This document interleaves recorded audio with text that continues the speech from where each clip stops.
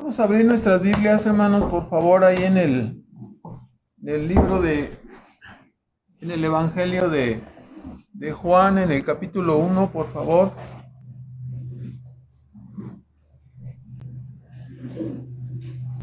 En Juan, en el capítulo número 1.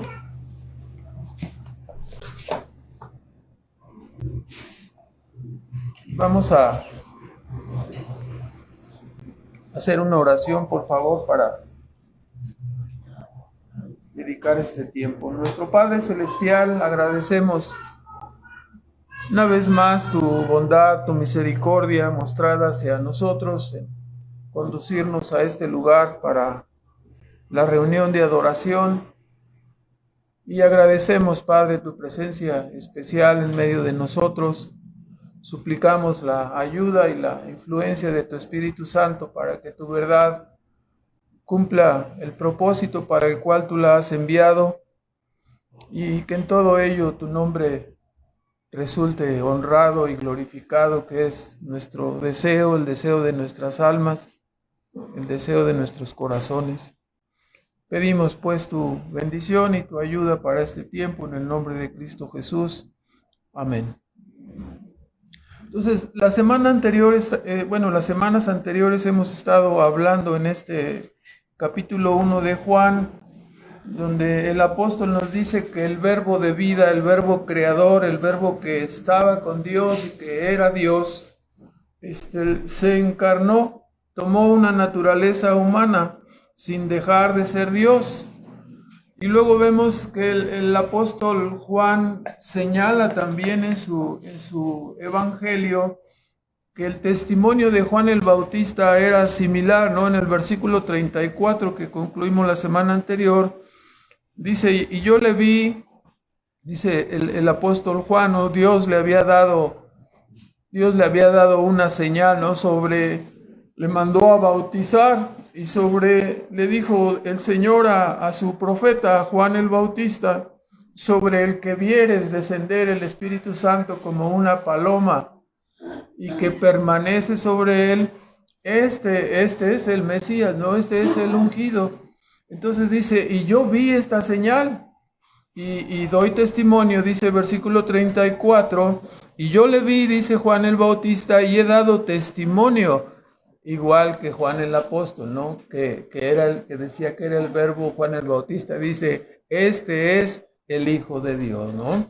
Entonces, hasta ahí vamos. Ahorita hemos señalado en la semana anterior que Juan el Bautista se identificó con la voz que clamaba en el desierto, señaló a Cristo como preexistente y como eterno, ¿no? Entonces ahora señala una labor que no había sido revelada profundamente a los profetas anteriores, ¿no? Como ahora había sido revelada al propio Bautista, diciéndole que Cristo era el Cordero que quitaba el pecado del mundo. Esta era una sorpresa, ¿verdad? Porque es acostumbrado solamente a que el pueblo de Israel era el pueblo escogido de Dios. Ahora que dijera que es por todo el mundo, por todas las naciones, era algo sorpresivo, ¿no? Bueno, entonces así ahora en el párrafo que vamos a ver el día de hoy, después de escuchar dos testigos de primera mano, esto es algo que siempre debemos enfatizar en la predicación del Evangelio, ¿no? Tenemos un acontecimiento histórico, tenemos aquí la narración de testigos de primera mano, en este caso la narración de Juan el Bautista y la narración de Juan apóstol, personas que vieron, ¿no?, por sí mismos la encarnación, que vieron la persona y la obra de Cristo. Ahora entonces en el párrafo que veremos el día de hoy es un poco largo, ¿no? Pero lo dividiremos en dos partes, desde el versículo 35 al 51 que ya hemos leído. Corresponderían, si nos fijamos, en el versículo 29, por favor, de Juan 1:29. después de narrar en el primer día acerca del verbo, dice en el 29, ¿no? Al siguiente día. Después en el versículo 35 vuelve a repetir el siguiente día. Y hasta el versículo 43, el siguiente día. Entonces, estaremos hablando en el transcurso de estos versículos del tercero y cuarto día narrados por el apóstol en su capítulo 1 del Evangelio. El tema es los primeros discípulos, es decir, las primeras personas que el Señor llamó para salvación y para estar específicamente en el ministerio. Se conoce como el pasaje de los primeros discípulos. Ahora, sin perder ahí Juan, noten ustedes, por ejemplo, que Marcos es famoso su evangelio porque es como si dijéramos, es el rápido de las 8, ¿no? Entonces, Marcos le apuraba, narraba todo y decía todo muy, muy pronto. Y nos dice en Marcos 1, en el versículo 16,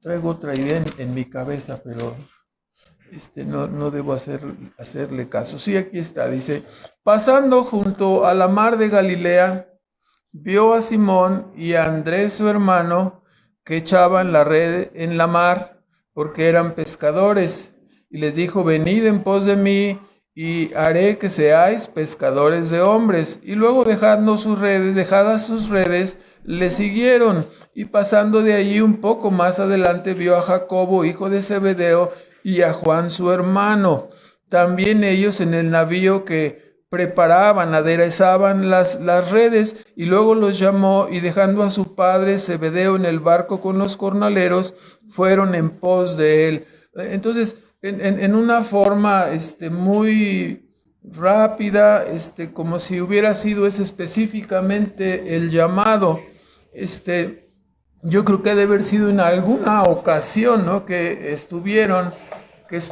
allí,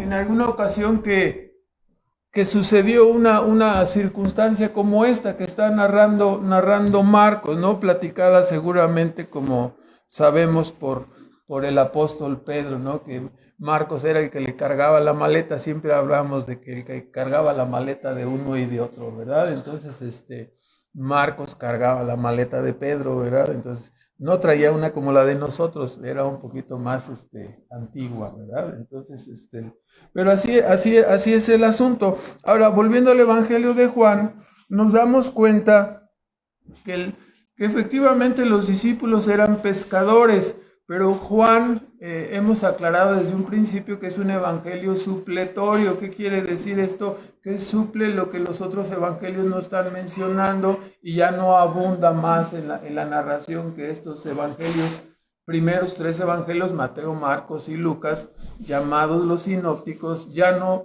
dice lo que ellos ya anunciaron, sino que suple los detalles. Aquí nos está supliendo el detalle de cómo fue el llamamiento, en este caso de Juan y de Andrés y Pedro y Jacobo, ¿no?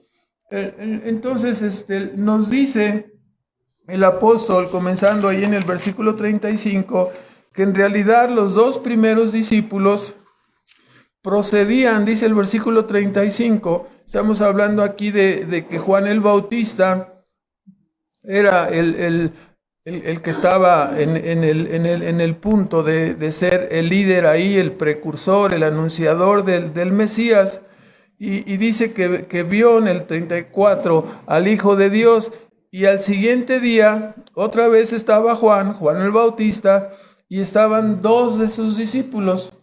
Entendemos que estos primeros discípulos, de acuerdo al versículo 40, dice, uno era Andrés, hermano de Simón Pedro. Era uno de los 2 que habían oído de Juan y le habían seguido. O sea, que habían oído de Juan que dijo de Cristo, este es el Cordero de Dios que quita el pecado del mundo. Entonces lo oyeron los discípulos de Juan que era Andrés. Y ya sabemos, ¿no? Sin perder ahí Juan 1, sabemos, el apóstol Juan era como muy modesto y no se incluía a sí mismo. Se pasa diciendo, y el discípulo, y no dice en todo el evangelio que él era el discípulo, ¿verdad? El otro discípulo que no se menciona. Lo viene a decir hasta el capítulo 21 del evangelio de Juan, en el versículo 24.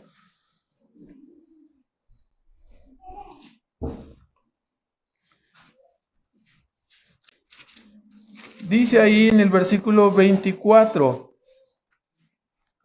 este es aquel discípulo que da testimonio de estas cosas y escribió estas cosas, y sabemos que su testimonio es verdadero. Entonces, eran Andrés y Juan apóstol, que sería apóstol, los dos discípulos de Juan el Bautista, ¿sí? A los cuales se está refiriendo. Regrese ya al capítulo 1 y en el versículo donde estamos, 37 ya, dice, le oyeron los dos discípulos hablar y siguieron a Jesús. Estos dos discípulos se trata de Andrés y de Juan, ¿verdad? Entonces, ellos siguieron la indicación de Juan el Bautista. Este es el que va ahí, este es el Cordero de Dios que quita el pecado del mundo. Él es.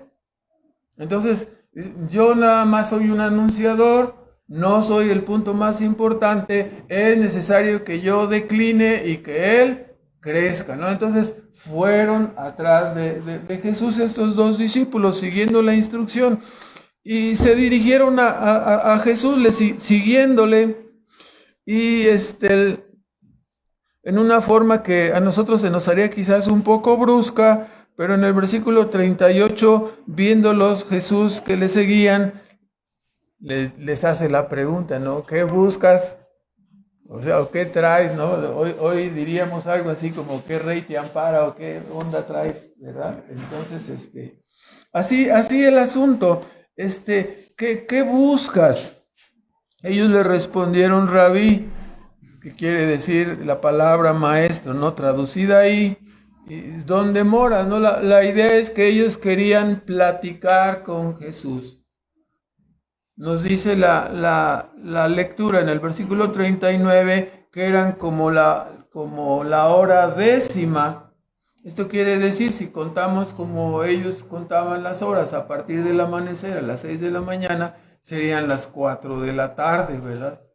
Entonces restaba toda la tarde o un poco de la tarde, y Jesús les dijo, bueno, le preguntaron, ¿dónde moras? Entonces les dijo, vengan y vean, ¿no? Vengan y vean, y suponemos, es algo interpretativo, que en esa reunión pudieron platicar y satisfacer, así como algunos hermanos ya ve que dan la una y las dos y siguen platicando y siguen preguntando. Entonces yo supongo que ha de haber sido una reunión similar, ¿verdad? Donde platicarían profundamente las cosas y sería satisfecha toda la curiosidad. Notemos que Juan el Bautista decía, Cristo es el Cordero de Dios que quita el pecado del mundo, es el Hijo de Dios, es el precursor, el anunciador de Isaías 40. Entonces, todas estas palabras condujeron a estos hombres a decir, bueno, vamos a buscarlo y vamos a seguirlo. Y así fue que en el versículo 40, tanto Andrés como se omite el comentario de Juan, solamente se señala que Andrés, hermano de Simón, era uno de los dos que habían oído de Juan y le habían seguido. E inmediatamente nos dice que halló en el versículo 41 a Simón, su hermano, y le comunicó lo que había ocurrido en esa plática, ¿no? Hemos hallado al Mesías, hemos hallado al Cristo, la palabra que quiere decir ungido. Para nosotros que lo estamos leyendo era algo así, qué bien, qué bueno que lo encontraron, ¿no? Pero después de estar en un silencio profético de 400 años, ¿sí?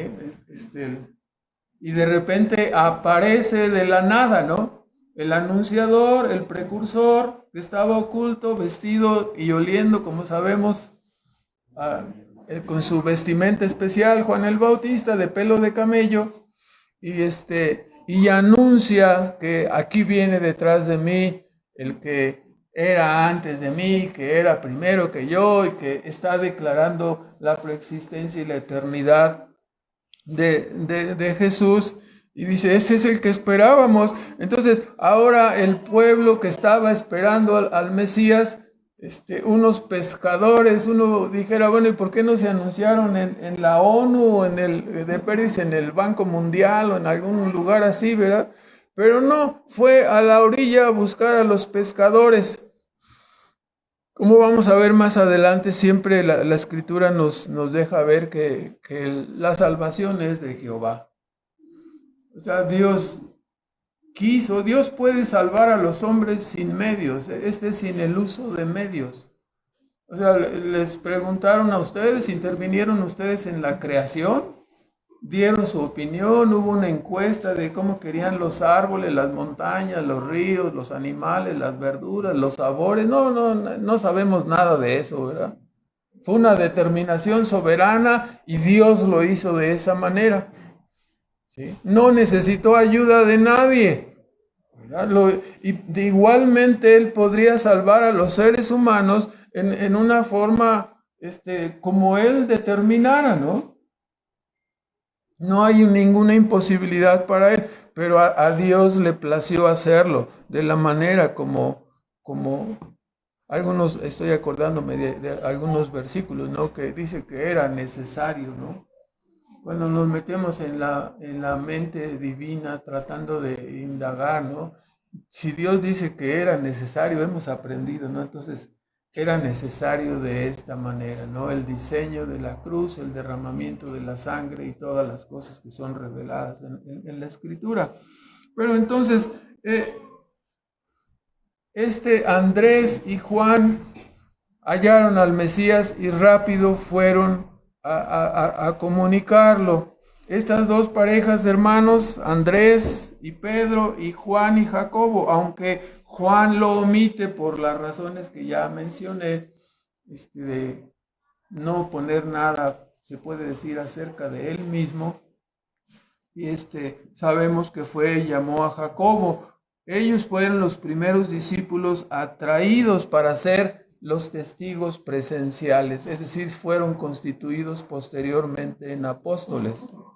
O sea, el proyecto es un proyecto soberano, es un proyecto independiente de Dios. Usa a las personas que Él quiere, concede la salvación a los que Él quiere, y aquí lo estamos viendo manifestado. ¿Sí? Oye, pero ¿por qué no llamó a una persona famosa, a un artista o a alguien para que amacizara? Porque entonces le ibas a dar el crédito al artista, a la persona famosa. Y Pedro y Andrés, ¿sí? Y Jacobo y Juan no era nadie famoso, ¿no? Hemos ido a la playa N veces y ¿se acuerda usted del pescador que le vendió ¿se acuerda que se lo daban más barato y fue ahí rápido en la mañanita, ¿no? A las 5, 6 de la mañana cuando ellos regresan de pescar para obtener el mejor precio. ¿Te acuerdas de su nombre? ¿Te acuerdas de su rostro? No. Era alguien insignificante, no solamente me vendió el pescado y ya se acabó, es lo único que me acuerdo. Me lo dio muy barato y muy bueno salió el pescado, ¿verdad? Pero no nos acordamos de más. Entonces, toda la gloria de la salvación es de Dios, ¿sí? Nos dice sin perder ahí, Primera de Corintios, en el versículos que usted conoce. Los vamos a citar de una vez, aunque más adelante lo volveremos a enunciar. Dice que Dios salvó a lo vil, 1:28 de Primera de Corintios, lo menospreciado, lo que no es, para deshacer lo que es, ¿Con cuál es la finalidad? ¿Por qué Dios salvó personas así? ¿Por qué no fue a los grandes, a los ricos, a los poderosos? Dice el versículo 29, nos da la razón, para que ninguna carne se jacte en su presencia. ¿Sí? Así es el asunto, ninguna carne se ha de jactar. Segunda de Corintios en el capítulo 4 y en el versículo 17, ya me equivoqué de versículo, ahorita lo corregimos, a ver si no me acuerdo si es 4.7, 4.17, 4.7 dice, porque tenemos empero este tesoro en vasos de barro, ¿no? El tesoro del evangelio, el tesoro de la verdad, el tesoro de la salvación, porque es una gran cosa. La salvación es algo maravilloso, es algo extraordinario, es algo sobrenatural. El mensaje de la salvación que te avisa, que te anuncia, que te advierte que el Hijo de Dios ha venido a este mundo, es algo increíble, es algo que no va a volver a suceder hasta la segunda venida de Cristo. Muchas personas no creerán este anuncio tan tremendo, ¿no? Que las puertas del cielo se abrieron y el Hijo de Dios vino a este mundo y tomó una naturaleza humana. ¿Y qué nos comunicó? El Evangelio. Nos dejó el Evangelio. Y es tan increíble el Evangelio que nos anuncia los atributos y la grandeza de Dios y la grandeza de su salvación, que Dios lo ha puesto en vasos de barro, ¿no? Para que ninguno de los hombres diga, esto es mío y no se los comparto, se los vendo. No puede ser así, ¿verdad? Dios escogió de esta manera, ¿no? Entonces, ellos pues, regresando a Juan 1, habían hallado al Mesías, fueron los primeros discípulos para ser señalados, como puestos como testigos presenciales y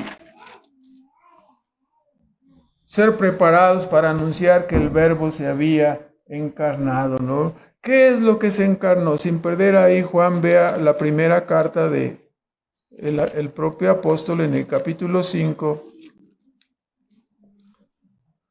El prólogo nos dice que el Verbo, que era Dios y que estaba con Dios, se encarnó, que el Verbo era la vida, y que la vida era el sustento y la luz de los hombres, y que ese verbo de vida tomó una naturaleza humana, se encarnó, y no solamente esto, dice 1 de Juan 5, versículo 6, nos indica ahí Jesucristo que vino por agua y sangre, es decir, desde los periodos señalados como agua y sangre, desde el bautizo de Juan el Bautista, donde Jesús es bautizado y se oye la voz en el cielo, ¿no? Que anunciaba que ese era el Hijo de Dios. Y en la cruz del Calvario, ¿no? Cuando Él derramó su sangre para redimirnos. Entonces dice, no fue por agua, sino por agua y sangre. Y el Espíritu es el que da testimonio, porque el Espíritu es la verdad.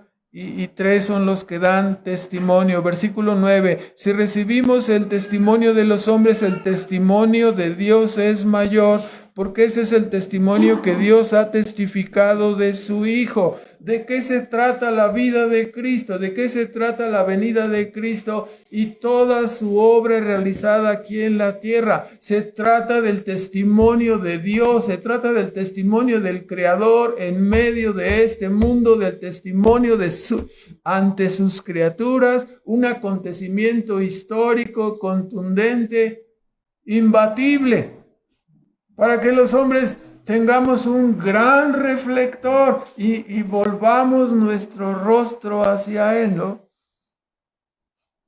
La humanidad está caída, va en sentido contrario a las manecillas del reloj, va en sentido contrario a lo que Dios dice, ¿sí? Hizo caso de la doctrina del diablo de sentirse como Dios y hacer lo que se le venga en gana, y ha sufrido las consecuencias. Entonces Dios envía su luz, envía su reflector, viene Él mismo en persona y da el testimonio de la verdad para darle una esperanza genuina a los hombres. De esto es lo que estamos hablando. Es que no encontramos la verdad, dicen los hombres, porque hay tantos que dicen nosotros la tenemos. O sea, Dios da testimonio ¿de qué? De la verdad, viniendo personalmente. Entonces, esto es lo que traemos entre manos los evangélicos en la Escritura, en el Nuevo Testamento. De esto se trata el asunto. Tenemos la verdad, tenemos el testimonio aquí en el Nuevo Testamento, ¿no? En la persona, la vida y la obra de nuestro Señor Jesucristo. Y de esta manera, Dios todo lo tiene amarrado, ¿no? Entre más vemos el enmarañado tejido del Señor. Dice, dice, no aceptes el testimonio, no condenes a la muerte, al apedreamiento, a la lapidación, a una persona por el testimonio de una sola persona, ¿no? Sino por el testimonio de dos o tres. Los seres humanos que serán condenados por no volverse a Cristo, por no volverse a Dios, no serán condenados por el testimonio de una sola persona, ¿no? Serán condenados por el testimonio de dos o tres personas, ¿no? Las personas divinas que han dado testimonio ¿de qué? De la verdad. Se han encarnado, Dios ha pisado este mundo, la historia está partida en dos grandes etapas, ¿no? Antes de Cristo, después de Cristo. Todos los que se mueren entendiendo en qué año naciste, ¿no? Ya perdimos la costumbre de decir año 2023, año de gracia 2023. ¿Por qué de gracia? Porque desde la caída del ser humano, Dios pudo haber hecho lo mismo que con los ángeles. ¿Sí? ¿Qué hizo con los ángeles? Nada, solamente justicia, y fueron condenados y están ahí reservados para la ira eterna de Dios, sin evangelio, sin oportunidad. Pero con los seres humanos Dios ha tenido ¿qué? Gracia y misericordia. Y la existencia de nuestro mundo, ¿no? Desde la venida de Cristo, con una salvación anunciada. Llevamos 2023 años de gracia, ¿no? Antes de que se cierre la puerta y venga el juicio final, ¿no? Entonces, así Dios cumple su propia norma, ¿no? Deuteronomio 17:6, por el testimonio de dos o tres habría de ser condenada la persona, por el dicho de dos o tres testigos. Así nosotros, teniendo tantos testigos, el testimonio de la Trinidad, el testimonio de los apóstoles, de Juan el Bautista, tantas personas que dijeron.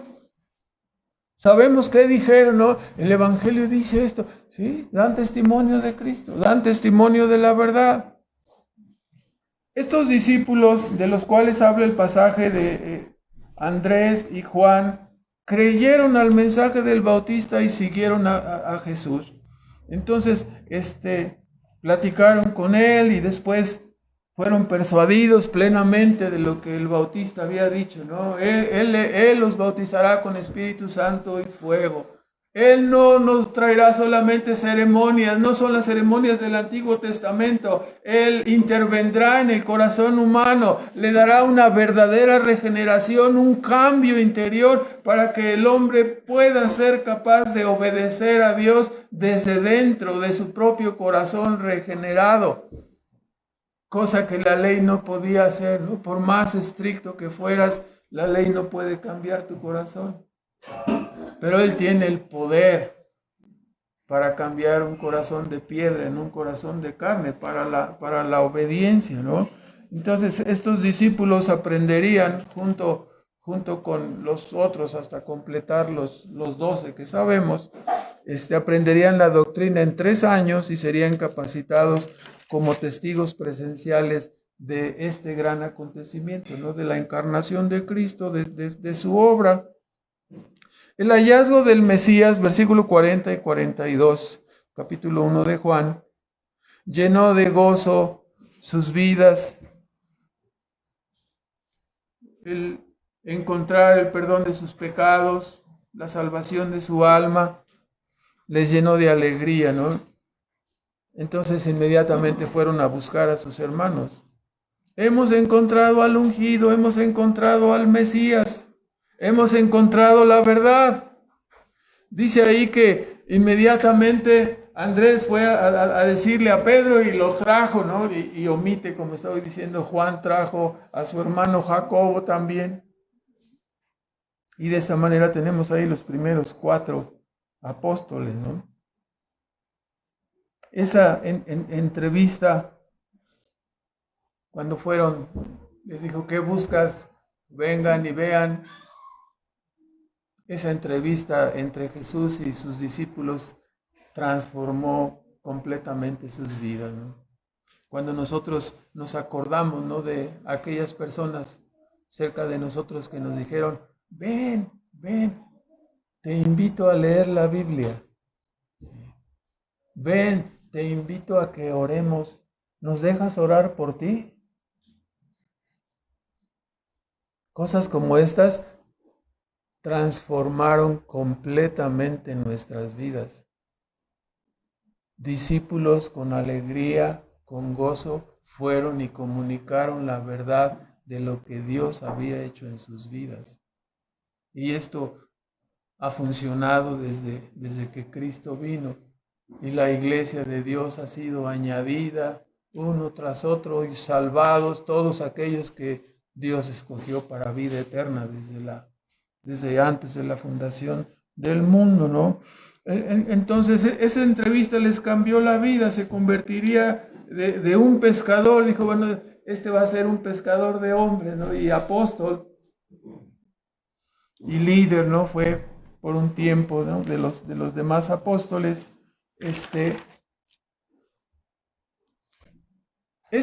Quiero que vean en esta parte, en Hechos 1:21, sin perder ahí el Evangelio de Juan.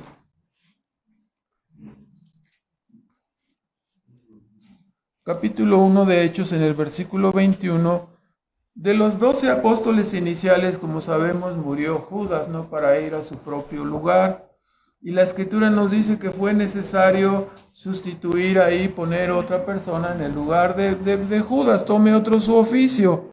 Y dice los requisitos, y aquí debemos de señalarlo, ¿no? Este es el llamado de los primeros discípulos que serían convertidos en apóstoles, y solamente el apostolado es una institución fundacional, como vamos a ver. Se pone una sola vez y nada más.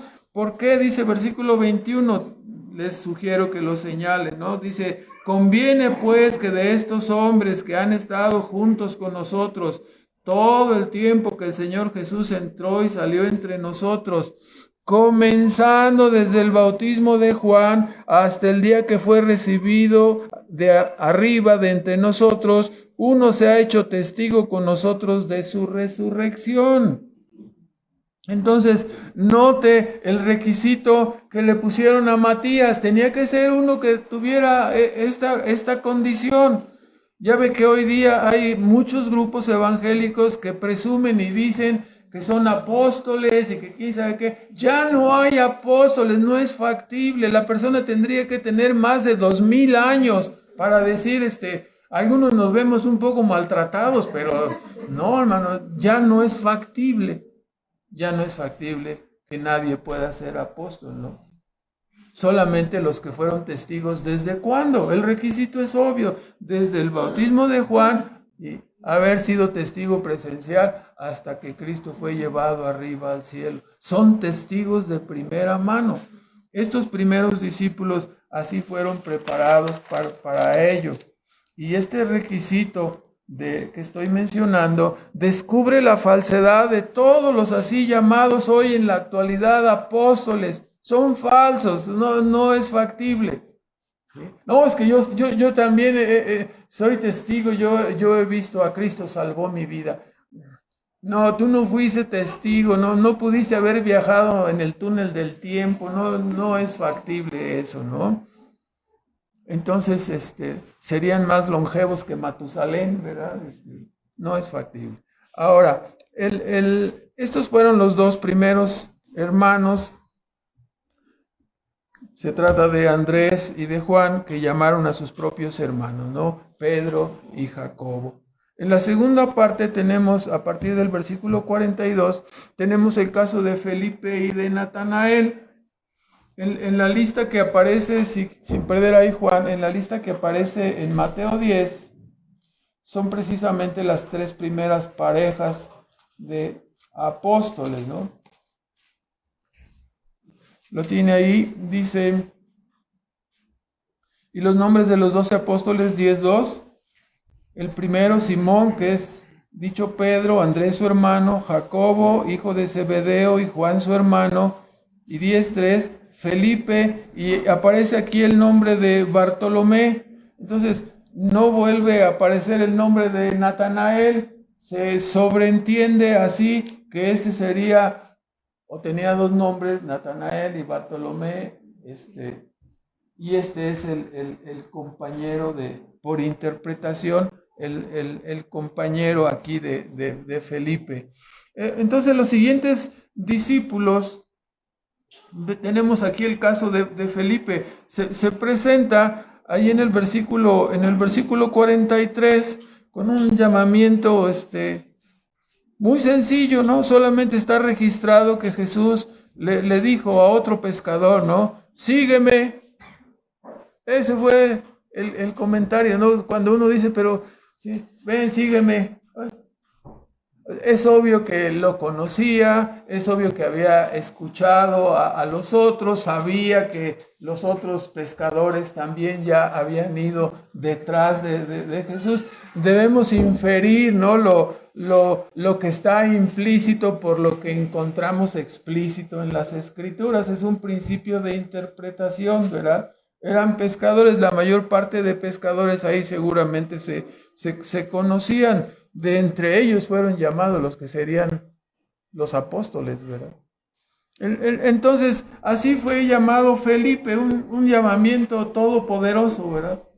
O sea, y por favor, esa forma de evangelizar no es la más recomendable, no es no, yo voy a evangelizar como Cristo, sígueme. Sí, no, por favor, explique, enseñe, o sea, no sería el caso, ¿verdad? O sea, debemos de entender que él tenía cierto conocimiento y había escuchado un poco, fue persuadido quizás por sus compañeros y finalmente fue llamado de esa manera, ¿no?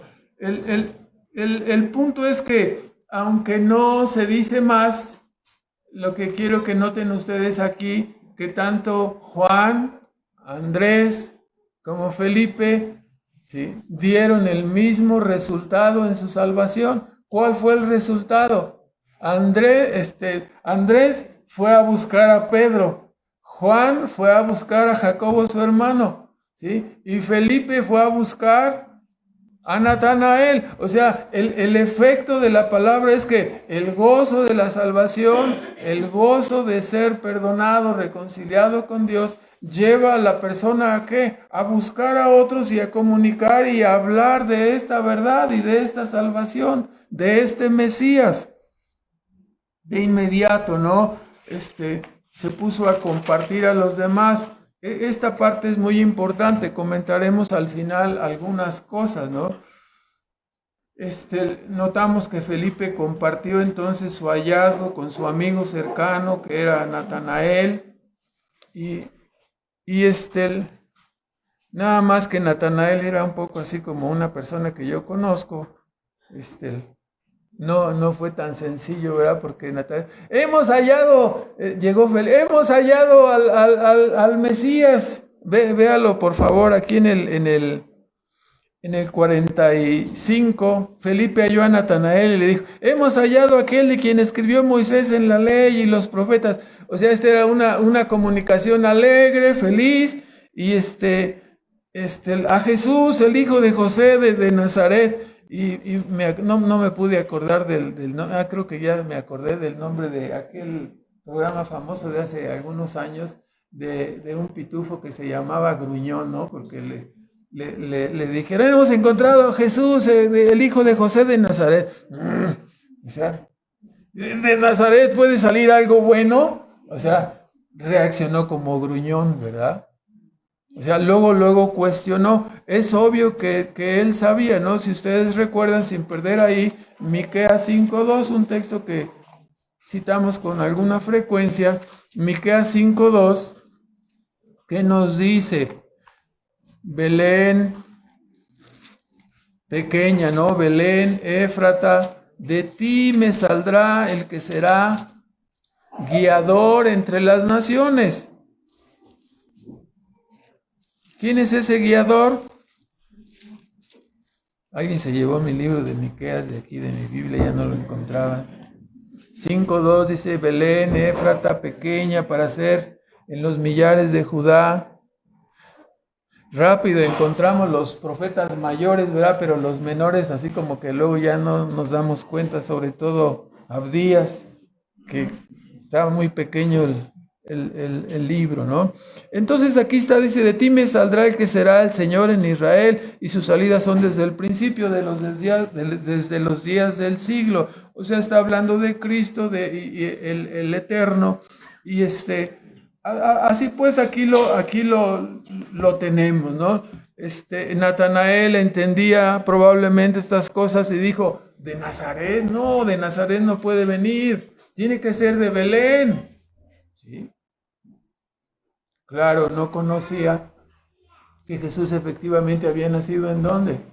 En Belén, providencialmente, ¿verdad?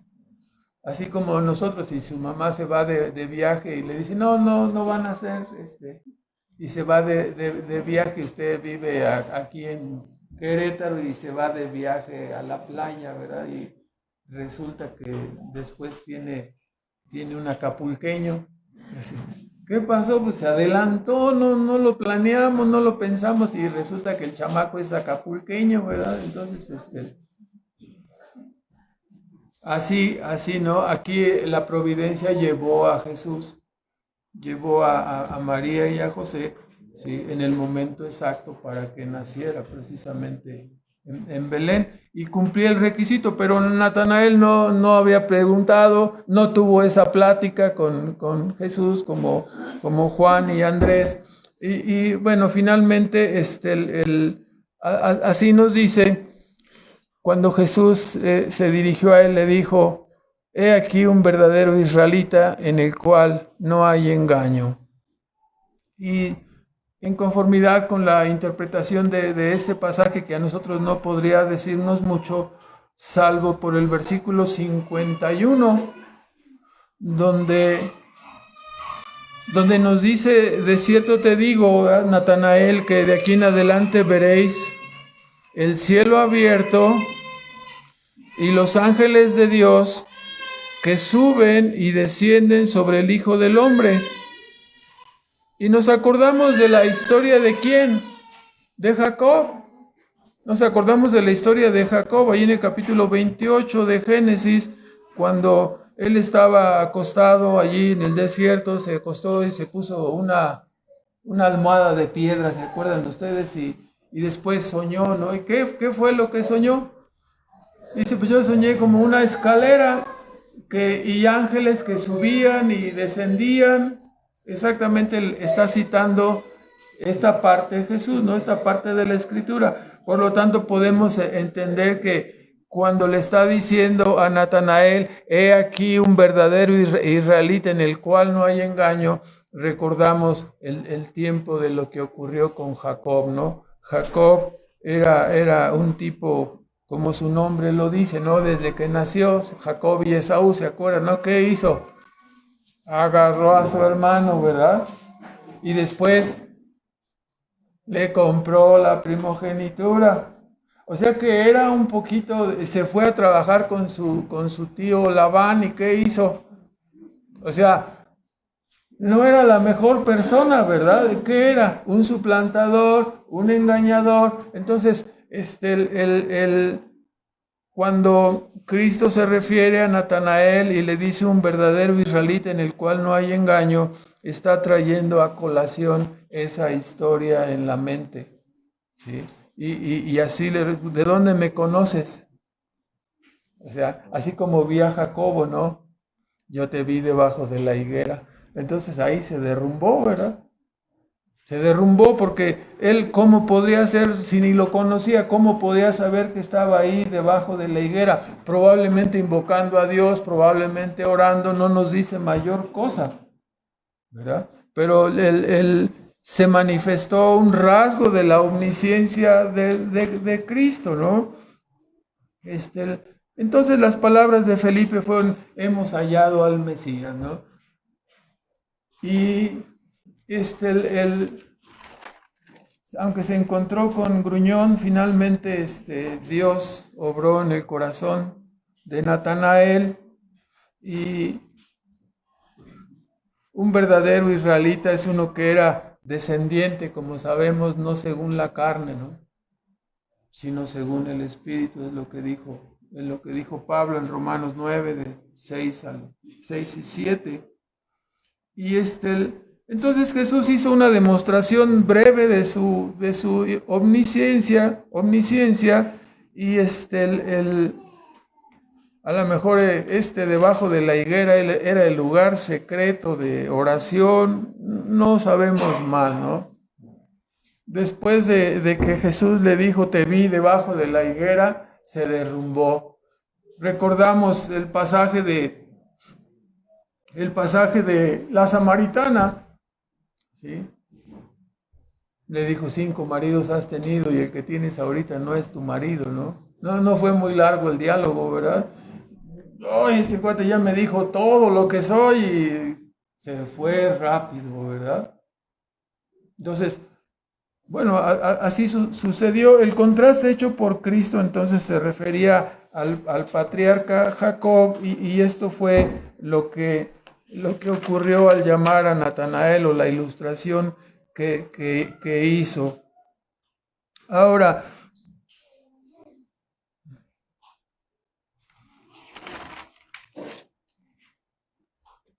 hemos visto en estos pasajes, vamos a encaminarnos hacia el final.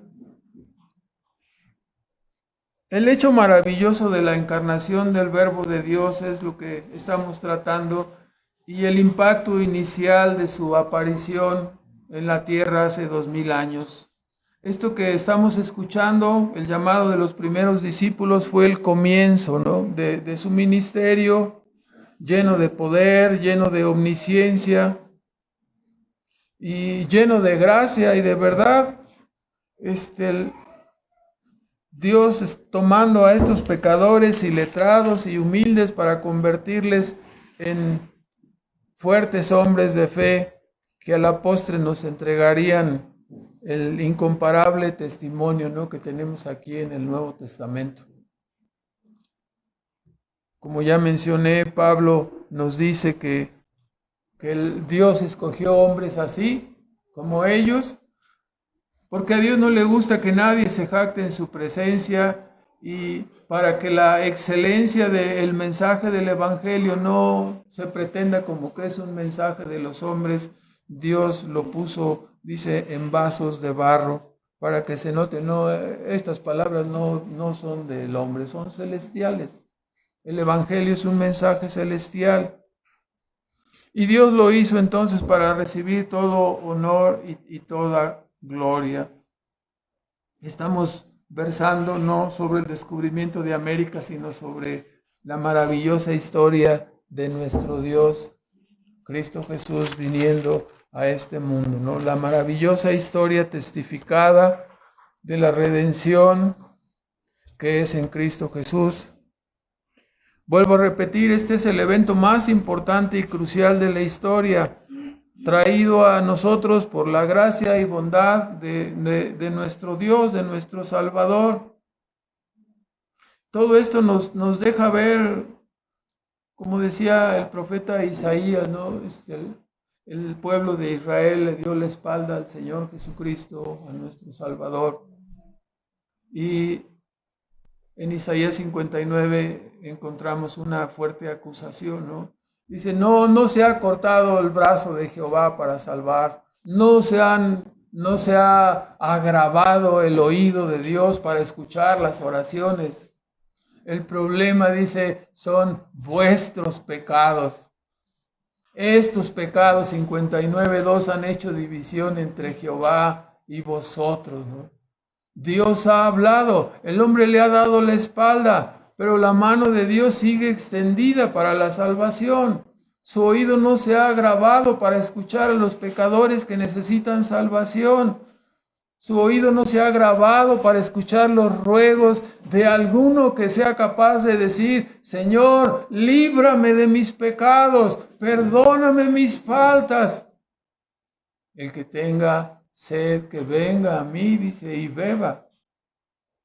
Entonces, ese capítulo 59 narra toda la condición perversa de Israel, ¿no? Dice, sus ojos están desviados, su lengua está desviada. Es exactamente este pasaje de sin lugar a dudas, ¿no? De Isaías 59 que el apóstol Pablo tomó, ¿no? Para sacar su descripción en Romanos 3, donde dice que no hay justo ni aun uno. Con su lengua engañan, veneno de áspides hay debajo de sus labios. Sus pies se apresuran a derramar sangre, haciendo una descripción completa de la anatomía del hombre y hablando específicamente de cada uno de los pecados que su pueblo tenía, y hoy no es diferente. Al hablar de estos primeros discípulos y ver cómo Dios no se ha olvidado de su proyecto, Dios no ha dejado de salvar, Dios no ha dejado de continuar exponiendo su amor, su bondad, su justicia, todas las cosas a través de su evangelio. Entonces, hablar ahora del evento más importante, que es la encarnación de Cristo, ¿no? Para salvar a los pecadores. Esos son los primeros ejemplos de cómo el Señor salva, ¿no? No se ha cortado, no se ha cortado. Lo que pasa, vean ustedes Isaías 59, por favor, en el versículo, les recomiendo que lean todo el capítulo detenidamente. Isaías 59, versículo 14.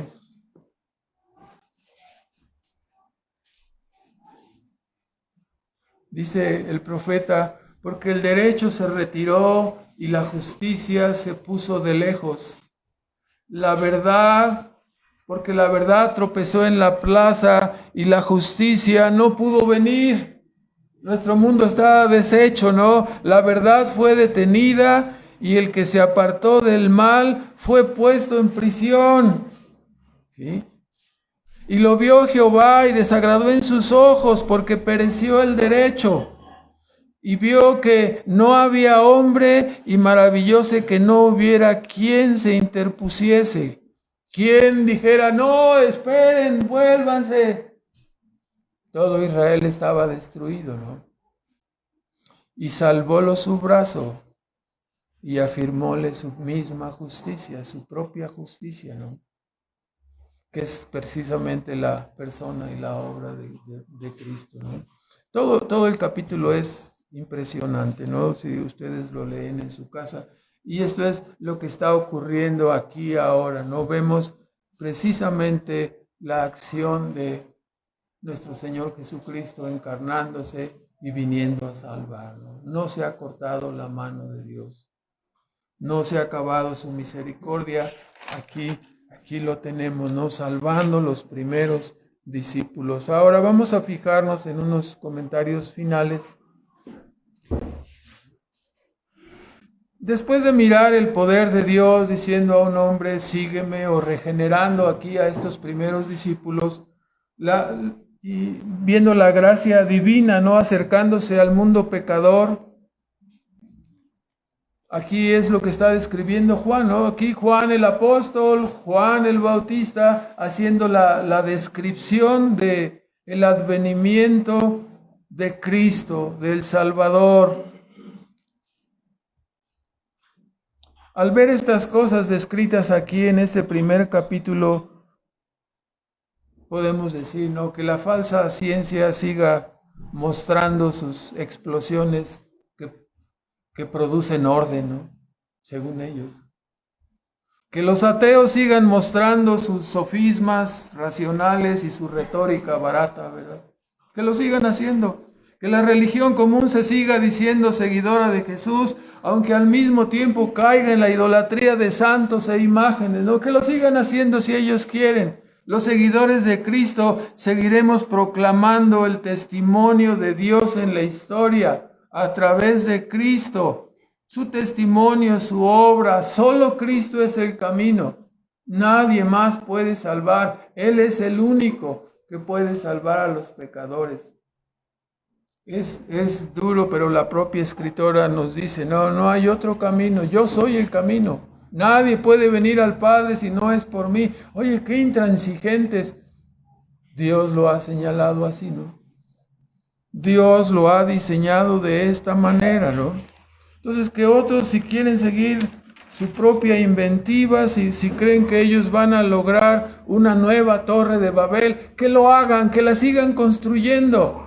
Yo te digo y te anuncio, ¿no?, que el Hijo de Dios se ha encarnado y ha venido y ha partido la historia. Esto es lo que está tratando de decir Juan el Bautista, Juan el Apóstol. Nosotros le vimos, testificamos todas las cosas que Él estuvo haciendo, ¿no?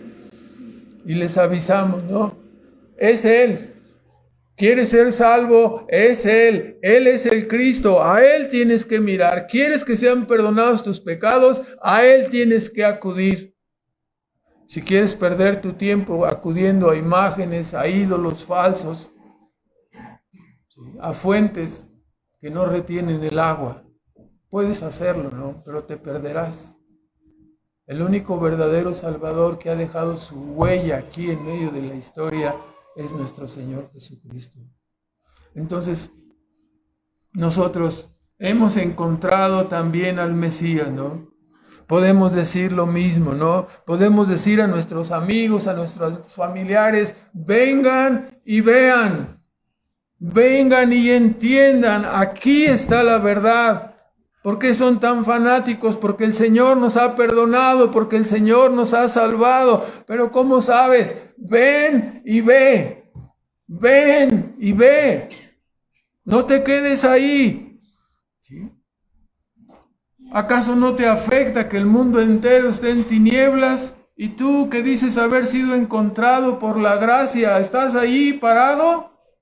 No, todos los verdaderos hijos de Dios dicen, ven y ve, no te quedes allí. Habla de este gran Salvador, ¿no?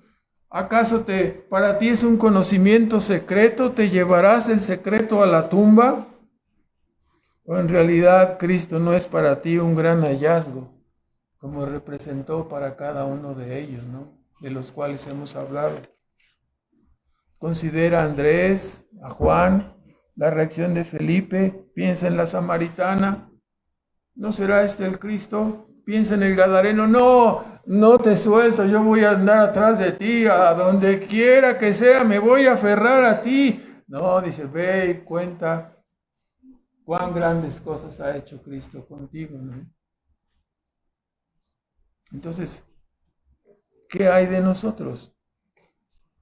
Hemos hallado verdaderamente al Mesías, hemos hallado al Salvador. En tercer lugar, hemos señalado que el apostolado fue un oficio único de carácter fundacional. Solo ellos, los testigos de primera mano, solo ellos fueron estos testigos fieles de primera mano que el Señor escogió. Matías tendría que cumplir ese requisito de haber estado con ellos cuando sustituyó a Judas.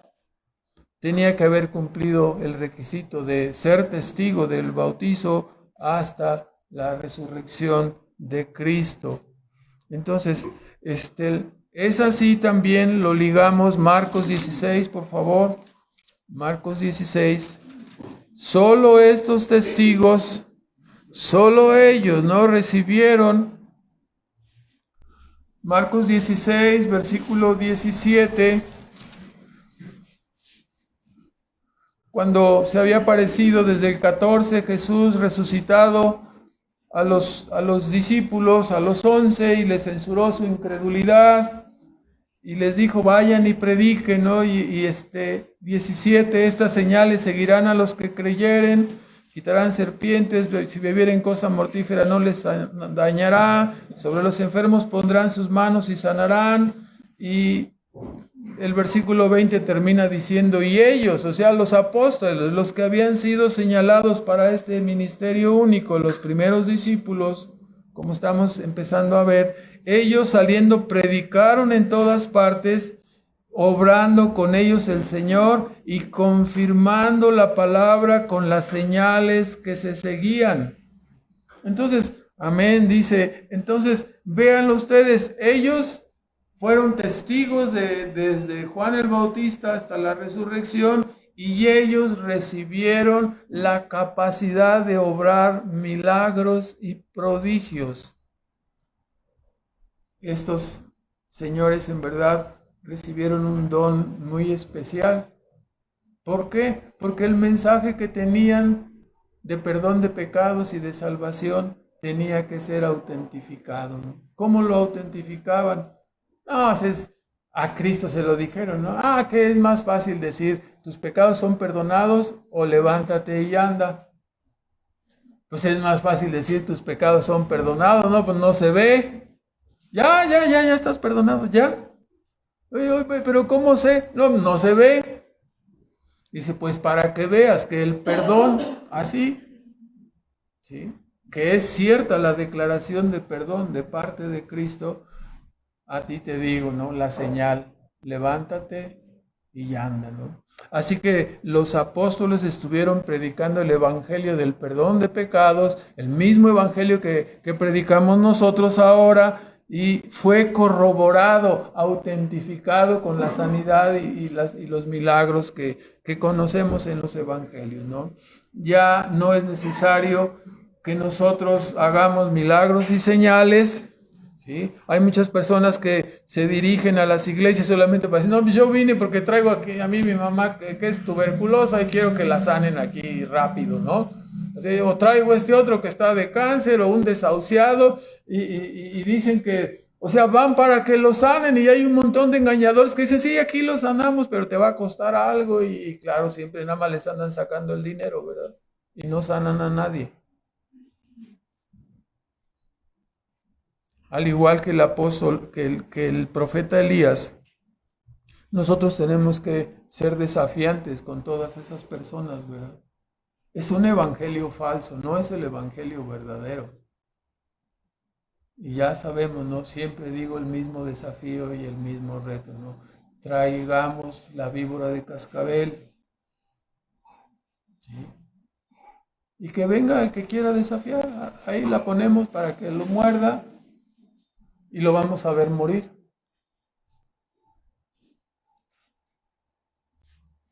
Pero todos dicen tenemos, pero nadie se quiere dejar morder por la víbora de cascabel, ¿verdad? Primero para comprarla, bueno, es así donde sí sé dónde comprarla, ¿verdad? Pero me voy a ir rumbo a Guatemala, a Matehuala, y por ahí la vamos a encontrar fácilmente, ¿verdad? Ahí a la orilla de la carretera. Entonces,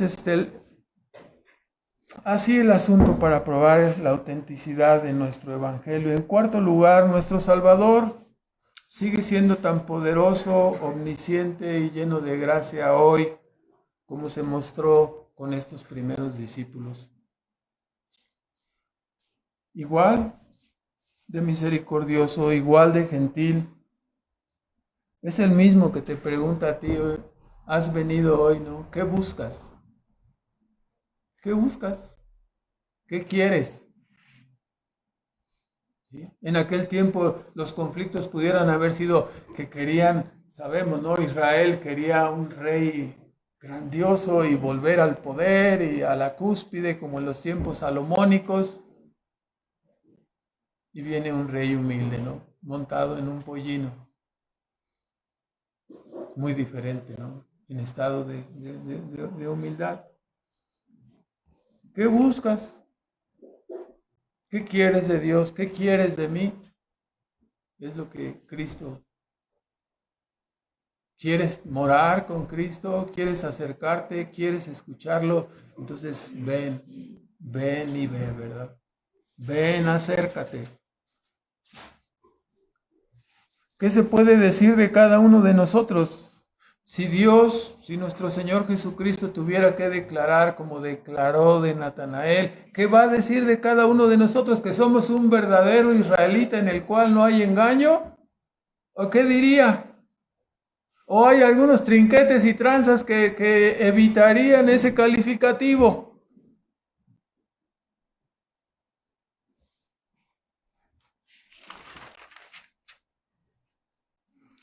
Somos hoy desafiados por el Evangelio una vez más, ¿no? A caminar en los caminos rectos del Señor. ¿Cómo estás viviendo? ¿Por qué pregunto cómo estás viviendo? Porque la frase muy trillada, ¿no? El que no sabe a dónde vas, porque el que no sabe a dónde va, cualquier camino lo lleva, ¿verdad? ¿A dónde vas? ¿Qué quieres hacer? ¿Para qué estás viviendo? Algunos de nosotros ya estamos en el camino, pero en especial los que son jóvenes, ¿no? Hay que señalarlo. ¿Qué están buscando? ¿Qué quieren hacer? Hermanos, ya lo hemos platicado, nadie se vaya a ofender, pero, o sea, algunos jóvenes, ¿no? Especialmente acuden a las iglesias, a las reuniones juveniles, porque andan buscando una pareja, ¿no? Yo te recomiendo que te afirmes en Cristo, te afirmes en Dios. Él te va a guiar para todas las decisiones de tu vida, incluyendo el asunto de tu pareja. Si tú quieres actuar en una forma independiente de la Escritura, te vas a equivocar. O sea, ya conocemos tantos errores, tantas separaciones, tantos divorcios, tantos problemas, tantos matrimonios inaguantables, ¿no? Por no esperar el tiempo de Dios. Y es importante, ¿no? Cuando nos dice ¿qué buscas? Atreviéndome un poco en el sentido de que algunos de nosotros, pues, ¿qué buscan? Pues ya estamos en la recta final, ando buscando la salida. Entonces, pues, allí está, ¿no? Ya está más sencillo para algunos de nosotros, ¿verdad? Pero en el caso de los que van más jóvenes, o sea, tienen que entenderlo, ¿no? O sea, el secreto está en buscar afirmar tu vida personal en Cristo y todas las demás decisiones Dios las conducirá sobre con quién, es decir, con quién me voy a casar es el asunto, ¿no? O sea, con quién, ¿sí? A lo mejor ahorita todavía no aparece en el panorama, no te desesperes. Espérate, no te vayas a apresurar, no te dejes llevar por las apariencias externas porque luego te vas a equivocar. Entonces, hay que seguir, jóvenes o adultos, ¿no? Hay que seguir a Cristo con determinación, y ser sabios especialmente, ¿no? Para escoger a la pareja, los que son solteros, jóvenes. Los demás ya no pueden escoger pareja, no se emocionen. Ya no. O sea, no solo miren la apariencia externa, ¿no? Y se olviden de el carácter. Si esperan en Dios, si se afirman su camino en Dios y en realidad buscan una persona piadosa, piadoso, no se van a equivocar. Dios les va a guiar a hacerlo correctamente, ¿no? Entonces vamos a dejarlo hasta ahí, vamos a continuar en la próxima semana.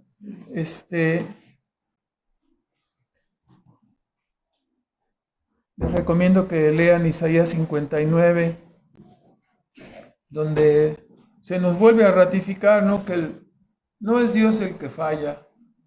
La mano de Dios no ha dejado de estirarse para salvar. El poder de Dios está ahí. Es el hombre que se ha apartado de Dios, ¿no? Ese es el problema. Entonces vamos a orar, por favor. Nuestro Padre Celestial, agradecemos en esta mañana tu palabra. Te pedimos que pongas en nuestras mentes y corazones una mayor determinación para la obediencia, mayor determinación para la santidad, mayor determinación para nuestros compromisos contigo. Y suplicamos de forma especial, Señor, que tú sigas tocando los corazones de los jóvenes, los adultos, los niños, para que miren hacia el único Salvador que tú has enviado, nuestro gran Dios, nuestro Redentor, Cristo Jesús, que murió por nuestros pecados y resucitó para nuestra justificación. Padre, gracias por la verdad, gracias por la palabra de esperanza, gracias porque este mundo de tinieblas perecería sin ningún asidero, sin ningún lugar donde buscar, si tú no hubieras descendido del cielo para darnos la esperanza, Señor. Te bendecimos, te damos gracias por ello y reconocemos que tú eres el único Dios verdadero. Te pedimos que nos ayudes a reconocerte cada día más, a amarte y a entregarnos con todo nuestro corazón a ti, Señor. Te bendecimos y te damos las gracias en Cristo Jesús. Amén.